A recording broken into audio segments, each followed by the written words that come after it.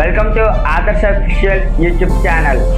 కాకినాడ జిల్లాలోని పిఠాపురం మండలంలోని ఇప్పుడు ఒక విషయం హాట్ టాపిక్గా మారింది.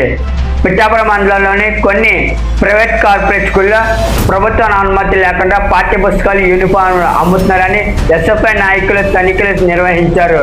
తనిఖీల సమయంలో ఎస్ఎఫ్ఎస్ మరియు నారాయణ స్కూల్లో ప్రభుత్వ అనుమతి లేకుండా పుస్తకాలు అమ్ముతున్నారని సమాచారం. వెంటనే స్థానిక ఎంఈఓ డిఓ అధికారులకు సమాచారం ఇవ్వగా వెంటనే పరిస్థితిని పరిశీలించి ఆ గదిని సీజ్ చేయడం జరిగింది.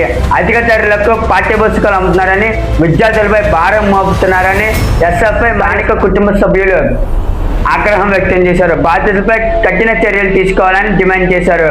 అంతేకాదు డిప్యూటీ సీఎం నిర్వహిస్తున్న పిఠాపురం నియోజకవర్గంలోనే ఇలాంటి ఘటనలు జరుగుతున్నాయని ఇప్పుడు చర్చనీయాంశంగా మారింది.